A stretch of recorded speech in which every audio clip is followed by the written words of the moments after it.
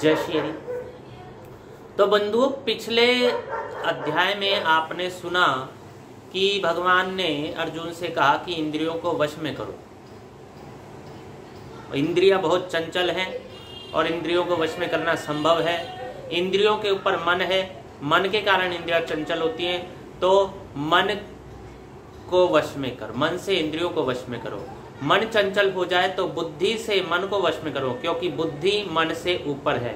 यदि बुद्धि ही बिगड़ जाए तो स्वयं अपनी आत्मा से बुद्धि को वश में करो, क्योंकि आत्मा बुद्धि से भी ऊपर है और यह संभव है, ऐसा भी कहा भगवान ने। तो उसी को चतुर्थ अध्याय में क्या कहते हैं भगवान, आइए दिखाते हैं आपको शास्त्र के माध्यम से। चौथा अध्याय गीता जी के माध्यम से। इसके उपरांत श्री कृष्ण महाराज बोले, हे अर्जुन, मैंने इस अविनाशी योग को कल्प के आदि में सूर्य के प्रति कहा था, और सूर्य ने अपने पुत्र मनु के प्रति कहा, और मनु ने अपने पुत्र राजा इक्ष्वाकु के प्रति कहा। इस प्रकार परंपरा से प्राप्त हुए इस योग को राजर्षियों ने जाना। परंतु हे अर्जुन, वह योग बहुत काल से इस पृथ्वीलोक में लोप हो गया था। वह ही है पुरातन योग अब मैंने तेरे लिए वर्णन किया है, क्योंकि तू मेरा भक्त और प्रिय सखा है, इसलिए। तथा यह योग बहुत उत्तम और रहस्य अर्थात अति मर्म का विषय है। तो ये जो प्राचीन योग भगवान ने अर्जुन के लिए कहा है, भगवान ने कहा ये मैंने इसलिए कहा है क्योंकि तू मेरा भक्त है और प्रिय सखा है। मेरा भक्त है और प्रिय सखा है, तथा यह योग बहुत उत्तम और रहस्य अर्थात अति मर्म का विषय रहस्य है। हर किसी को नहीं बता देना चाहिए। इंद्रियों से मन को वश में करो, वो मन से इंद्रियों को वश में करो, और बुद्धि से इसको, और ऐसे करो वैसे करो। क्यों लोग आपकी हंसी उड़ाएंगे? भगवान के विषय में भी हो सकता है दो चार बातें बोल दें, इसलिए हर एक किसी को मत बताओ। क्योंकि ऐसे निकृष्ट लोग जो होते हैं ना, वो कहते हैं अरे क्या भैया मौज लो, भैया मौज लेने आए हो संसार में, सब काम करो भैया, हम तो सब काम करते हैं, हमें कोई चिंता नहीं है, हम तो सब काम करते हैं। वो जिस युग में भगवान ने कहा होगा कहा होगा। अब भगवान तो कहते हैं मौज मत लो यार, इंद्रियों को वश में ना करो, ऐसे ऐसे कहेंगे वो। तो इसलिए ऐसे योग को इन दुष्टों के प्रति नहीं कहना चाहिए। यह बात भगवान एक प्रकार से कहना चाह रहे हैं। इस प्रकार भगवान श्री कृष्णचंद्र महाराज के वचन सुनकर अर्जुन ने पूछा, हे भगवान, आपका जन्म तो आधुनिक अर्थात अब हुआ है, और सूर्य का जन्म बहुत पुराना है, इसलिए इस योग को कल्प के आदि में आपने कहा था, यह मैं कैसे जानूं? इस पर भगवान श्री कृष्ण बोले, हे अर्जुन, मेरे और तेरे बहुत से जन्म हो चुके हैं, परंतु हे परंतप, उन सबको तू नहीं जानता और मैं जानता हूँ। मेरा जन्म प्राकृत मनुष्यों के सदृश नहीं है। मैं अविनाशी स्वरूप अजन्मा होने पर भी तथा सब भूत प्राणियों का ईश्वर होने पर भी अपनी प्रकृति को अधीन करके योग माया से प्रकट होता हूँ। प्राकृत जन्म नहीं है भगवान का, योग माया से प्रकट होते हैं, अपनी शक्ति से प्रकट होते हैं, उनकी माया जो है उससे प्रकट होते हैं।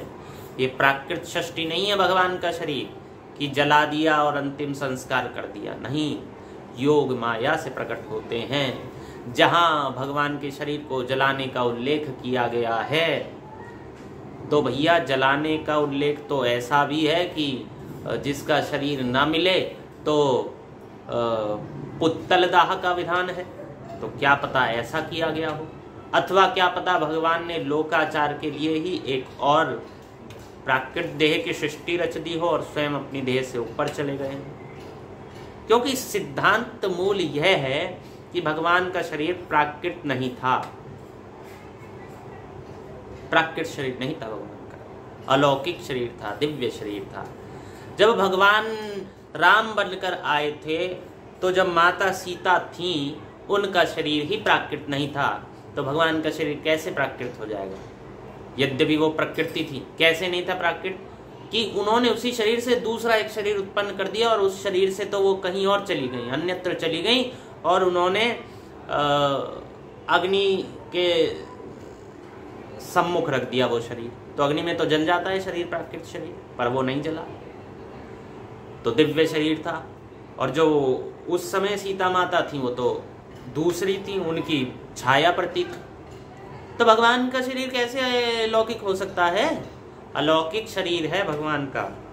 यही बात बता रहे हैं कि मेरा जन्म प्राकृत मनुष्य के सदृश नहीं, मैं अविनाशी स्वरूप हूँ, मेरे शरीर का नाश नहीं होता, अजन्मा होने पर भी तथा सब भूत प्राणियों का ईश्वर होने पर भी मैं जन्म नहीं लेता तो भी सभी भूत प्राणियों का मैं ईश्वर हूँ, तो भी अपनी प्रकृति को अधीन करके योग माया से प्रकट होता हूँ।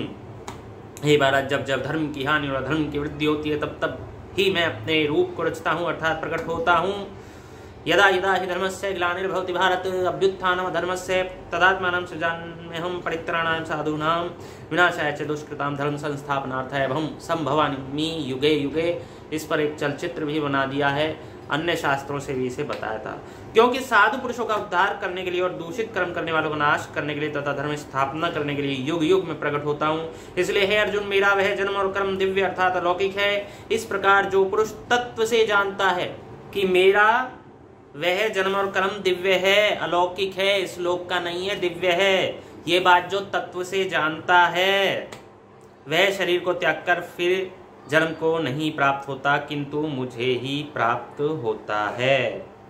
तो भैया, जो तत्व से जानता है इस बात को वही तत्वदर्शी है।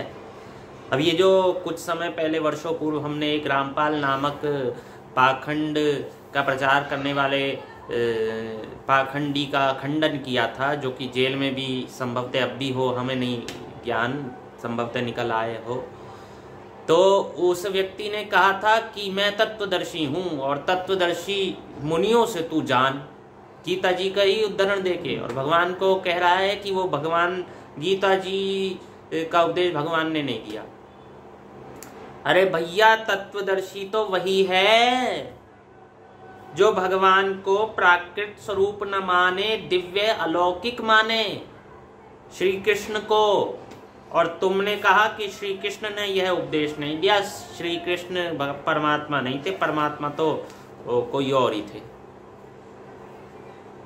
तो यह बात भी यहाँ सिद्ध होती है कि जो भगवान को तत्व से जानता है वह पुनः जन्म नहीं लेता और वास्तव में वही तत्वदर्शी है। तो ये था बंधुओं 1 से 9 श्लोक तक। आगे आपको अगले प्रकरण में, अगले चलचित्र में गीता जी से संबंधित वाले में बताएंगे आगे से। धन्यवाद। जय श्री राम।